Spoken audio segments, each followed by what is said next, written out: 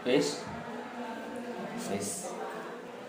tag arsip lini masa senior awesome Mas Anam.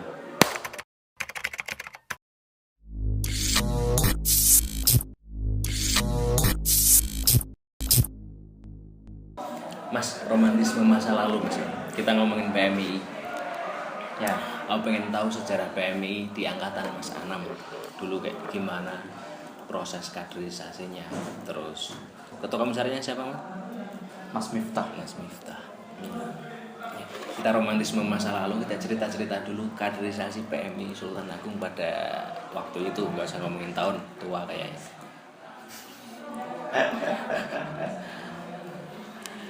Oke. Nah, berbicara romantisme proses PMI pada saat itu di angkatan saya itu banyak suka duka ya di sana. Karena memang kita benar-benar dihadapkan satu kondisi yang memprihatinkan. Saat itu kita masih benar-benar posisi minoritas. Bahkan kalau hari ini mungkin melihat perkembangan sahabat-sahabat luar biasa ya. Sampai sudah muncul 6 rayon. Apalagi rayon. Saat itu komisariat saja tidak berani muncul. Hari ini kita bebas mengibarkan bendera di kampus. Dulu sahabat-sahabat bahkan tidak berani memunculkan bahwasannya saya adalah kader PMI. Itu masih secara sembunyi-sembunyi. Jadi kita tahu PMI itu benar-benar gerilya jalannya sendiri sana.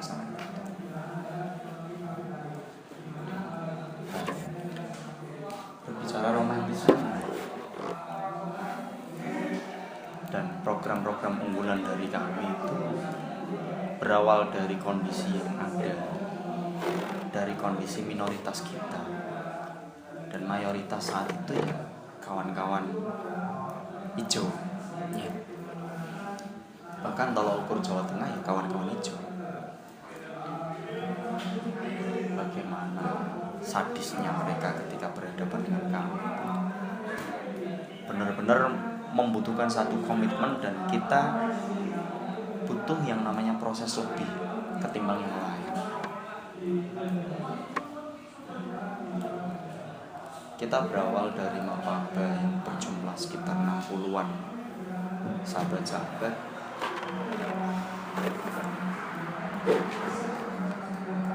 Ya, berbicara romantisme bukan hanya romantis ya. Sakit hati ya, kecewa ya, sama senior-senior. Ya, sejauh yang aku tahu kan PMI Sultan Agung memang tidak menitik beratkan pada pengembangan kuantitas massa pada waktu itu. Tapi lebih fokus pada ranah kualitas. Lalu pada saat itu gimana sih cara-cara pengurus komisariat untuk menguatkan kuantitas kader yang waktu itu masih bisa dibilang minoritas ya? Kalau berbicara kualitas di angkatan di sebelum saya rasa juga enggak kok. Kuantitas enggak, kualitas enggak. Yang penting urip saat itu. Meskipun banyak kader senior-senior di situ banyak, tapi jarang mereka secara terus diakomodir secara massa atau secara kelompok, secara organisasi. Justru angkatan kami melihatnya enggak. Mereka lebih bergerak senyap. Justru pola-pola gerakan saya melihatnya, atau angkatan kami melihatnya tuh malah semi hijau. Ya meskipun ada beberapa senior yang memang fokus pada wacana ya, tapi mayoritasnya enggak. Ya sebatas yang penting aku wis melu mapaba, wis melu PKB wis. Terus ketika nanti ada mapaba di angkatan di bawahnya, pembantaian ya.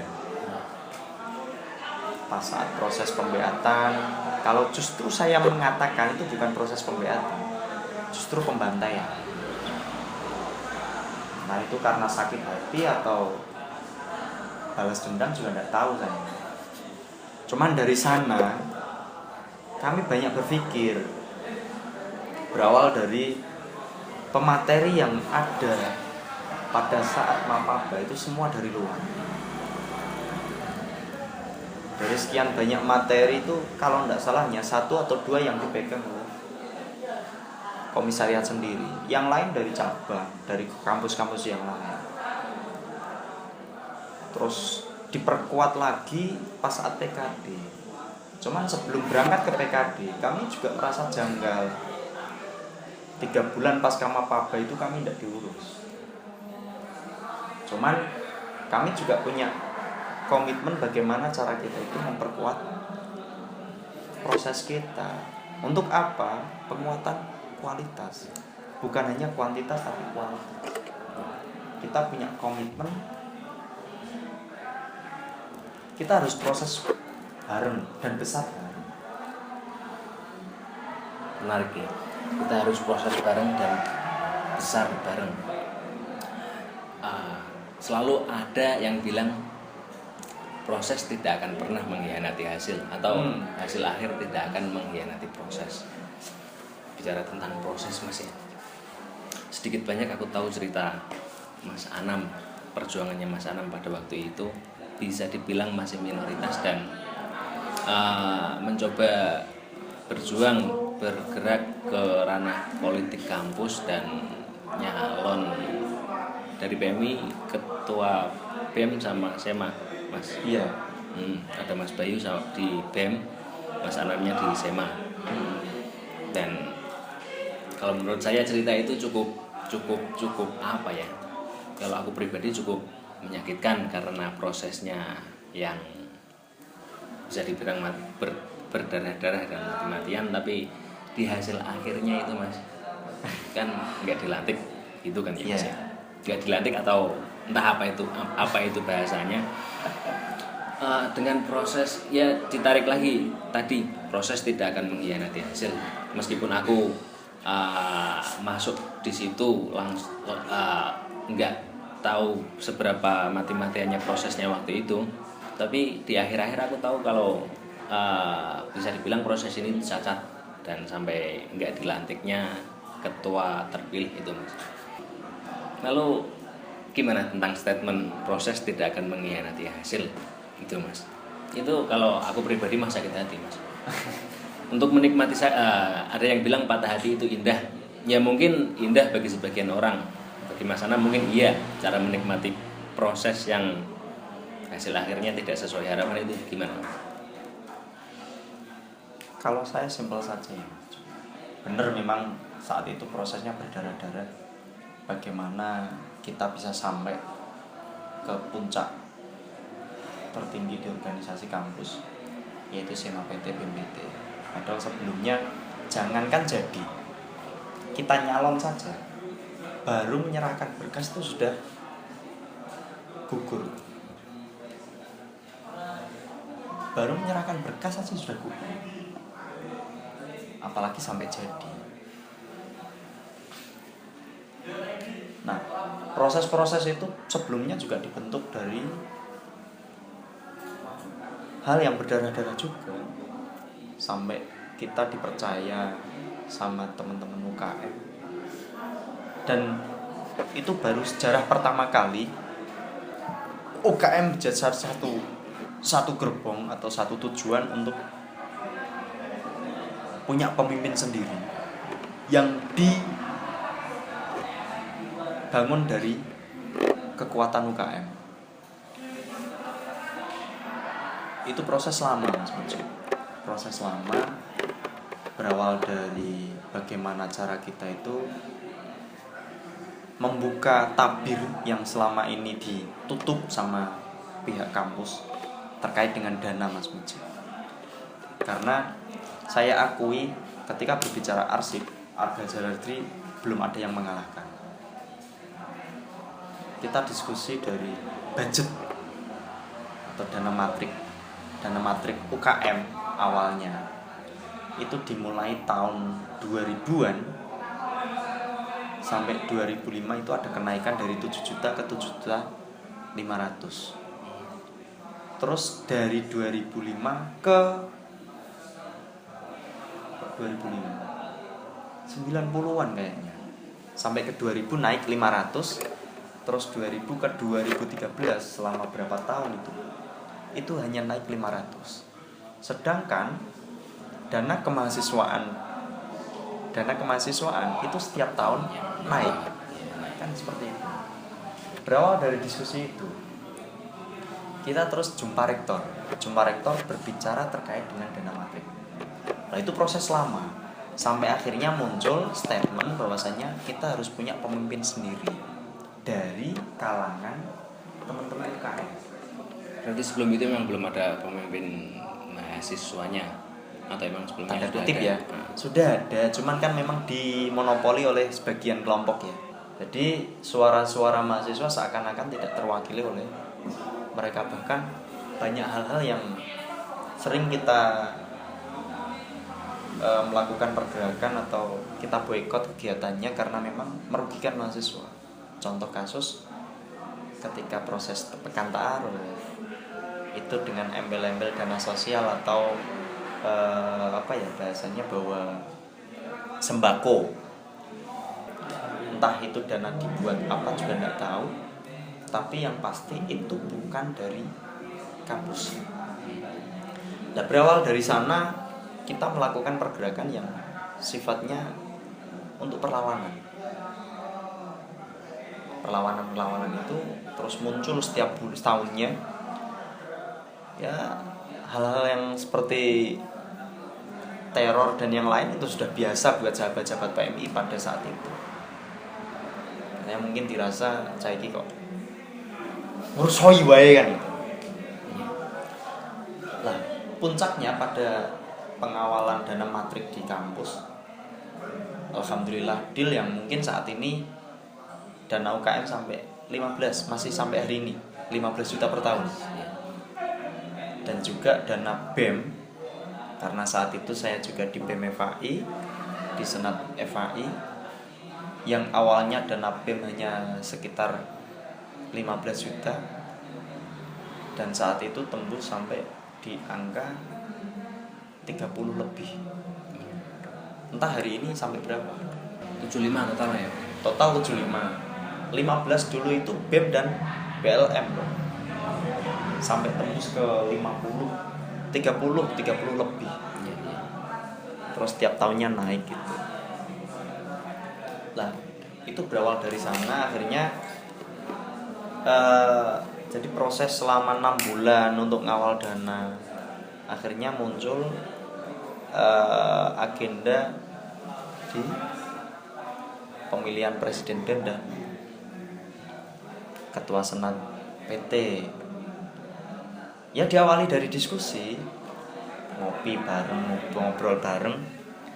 Diskusi itu muncul, Pak, kita harus punya pemimpin sendiri dari kalangan UKM untuk ngawal kepentingan UKM itu sendiri. Nah, dari sana tuh saya sampaikan, kalau memang seperti itu, awal disampaikan kita harus punya dukungan, kita serahkan ke, loh kenapa harus kita serahkan ke orang lain? Toh kita punya orang-orang yang punya kapasitas untuk memimpin. Kurang apa UKM? Setiap UKM punya ketua masing-masing. Masa kualifikasi ketua UKM masih diseragukan untuk memimpin BMPT Senat PT? Cuman kita harus punya background yang pantas untuk dijadikan sosok presiden. Siap enggak? Siap toh Pak. Nah, saat itu juga saya membuka, ini loh kondisi UKM, kondisi Unisula. Kawan-kawan yang akan kita jadikan kekuatan itu ini. Lawan kita itu ini. Siap enggak dengan kondisi seperti ini? Kalau memang siap, ayo. Kalau enggak siap ya mumpung belum dimulai. Terus akhirnya dikuatkan dengan teman-teman UKM, ya siapa? Siap dengan segala resiko. Dan saat itu prediksi saya Unisula berdarah 2 akan terulang. Jadi bentrok itu sudah tidak bisa dihindarkan. Itu prediksi saya. Dan ternyata iya benar. Meskipun akhirnya terus ada instruksi dari Polda, amankan Unisula 2 kali 24 jam. Jangan sampai Unisula chaos. Kalau tidak salah ada 5 kompi atau berapa yang turun di Unisula, sampai kampus sebesar itu, jauh mata memandang itu pasti ketemu polisi. Padahal aturan kampus tidak boleh dimasuki polisi ya. Nah itu uniknya di Unisula. Sampai muncul nama saya sebagai pemenang, muncul nama Mas Bayu sebagai pemenang. Meskipun pada akhirnya kami juga tidak diakui oleh rektor dan tidak di-SK-kan oleh rektor, apalagi dilantik. Padahal melihat demokrasi di Unisula, sepanjang yang saya tahu, proses pemilihan BMPT SMA PT pada tahun 2013 itu adalah demokrasi yang paling bagus. Karena memang mahasiswa benar-benar antusias untuk menyuarakan hak pilihnya. Tapi justru dicederai dengan tidak dilantiknya kami sebagai pemenang dan tidak diberikan SK kepada pemenang saat itu. Ya dengan proses yang bisa dibilang emang sangat berdarah-darah gitu, tapi dengan hasil akhir yang mohon maaf tidak dilantik, bahasa kasarnya kan nggak diakui ya. Itu gimana cara Mas Anam pribadi lah ya untuk berdamai dengan, ya kan klise, ada yang bilang proses tidak akan mengkhianati hasil, tapi tak bilang itu emang hasil akhir emang udah mengkhianati, entah apa dengan alibi rektornya A, B, C atau M, rektor maksudnya pemimpinnya A, B, C atau C. Gimana Mas Anam berdamai dengan, ya meskipun sulit, aku yakin sulit berdamai dengan situasi yang memaksa kita untuk kecewa dengan hasil yang tidak sesuai harapan, dengan proses yang berdarah-darah itu. Gimana Mas cara berdamai dengan, ya kita bilang patah hati itu indah saat berproses. Nah ini kan prosesnya berdarah-darah itu, hasil akhirnya tidak, ya tanda kutip nggak sesuai dengan apa yang diharapkan. Sebenarnya ya Mas Mujib, sebenarnya secara pribadi justru saya malah lebih suka ketika saya tidak diakui dan tidak dilantik. Kenapa? Karena setelah saya jadi dan saya sowan ke pimpinan-pimpinan fakultas, banyak yang mempercayakan Unisula kepada saya. Mas, saya titip Unisula pada Anda. Dan amanah sebesar itu seakan-akan itu ditimpahkan kepada pundak saya. Itu saya benar-benar merasa berat sekali. Kenapa saya suka atau saya merasa legowo? Karena saya bisa menghindari secara tidak langsung amanah itu tidak jadi dibebankan pada pundak saya. Yang saya takutkan ketika saya dilantik dan diakui di sana, justru saya tidak bisa melaksanakan amanah dari pimpinan-pimpinan fakultas. Dan akhirnya kami sempat membuat setting aksi dengan target aksi tersebut harus tembus secara nasional, harus tembus media nasional. Itu target kami dulu. Setting aksi pun saya yang mimpin, dengan dihadiri pimpinan-pimpinan lembaga atau pimpinan UKM, baik dari hampir seluruh UKM rapat itu hadir. Terus juga pimpinan-pimpinan fakultas yang BEM ya, BEM dan Senat yang memang saat itu koalisi dengan kami. Dan di sana kita sepakat untuk melakukan aksi. Cuman sebelum aksi dilaksanakan, ternyata saya meyakini bahwasannya orang yang ada di balik layar Unisula itu tidak terima dengan itu semua. Dengan tanda kutip lah ya, akhirnya fisik saya tumbang. Dan di sanalah yang akhirnya menjadi gerakan kami itu tidak jadi. Saya kena penyakit parah waktu itu. Di seminggu sebelum pelaksanaan aksi, saya tumbang. Itulah yang menjadi kondisi sampai teman-teman mau menerima kondisi yang ada. mau tidak mau harus berdamai dengan keadaan yang memaksa tidak dilantiknya ketua terpilih. Iya. Saya sedikit menemu kontradiksi ya. Tadi Mas Anam senang kalau tidak dilantik. Beberapa kali saya bilang kalau ada pemilihan, amanah tidak akan pernah salah memilih pundak. Apakah amanah ini salah dengan memilih pundaknya Mas Anam? Atau Mas Anamnya aja yang belum siap? Kalau saat itu jujur secara siap, saya siap. Tapi bukan hanya siap untuk menang Mas Mujib, tapi saya juga siap untuk kalah. Cuman saat itu yang kami lakukan adalah itu wujud perlawanan kepada sistem yang sudah mapan. Bahwasanya masih ada orang-orang yang peduli dengan kondisi yang mulai diperparah dengan segelintir orang yang monopoli kondisi itu. Itu adalah wujud perlawanan kami aslinya. Dan target kami itu bukan semata-mata kita harus menang deh. Kita siap kalah, tapi lebih siap kita menang. Tapi setelah perjalannya waktu, ternyata amanah itu benar-benar tidak diberikan kepada kami. Meskipun secara perlawanan kita menang. Akhirnya kan Unisula selama 2 tahun tidak punya pemimpin.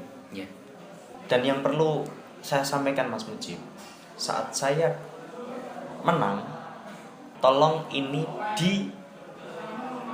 diingat-ingat. Saya sebagai pimpinan di Senat Mahasiswa tingkat universitas, jangan diajari untuk korupsi. Dan jangan diarahkan untuk korupsi. Kalaupun nanti ada program atau sahabat-sahabat butuh bantuan berkait dengan bahasanya untuk untuk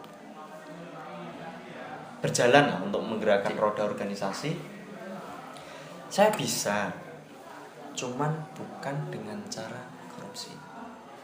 Dan ketika nanti saya salah melangkah, tolong tegur saya dengan keras. Jangan sampai kalian membela saya ketika saya salah. Meskipun saat ini saya sebagai pimpinan tertinggi di universitas. Dan saya lebih bangga ketika saya diingatkan oleh kader-kader saya ketimbang saya diingatkan oleh kawan-kawan. Ini perlu dicamkan. Kritik dan saran untuk saya. Tegur saya ketika saya salah. Kasih masukan ketika saya buntu untuk melangkah. Dan ingatkan saya ketika saya salah. Seperti itu.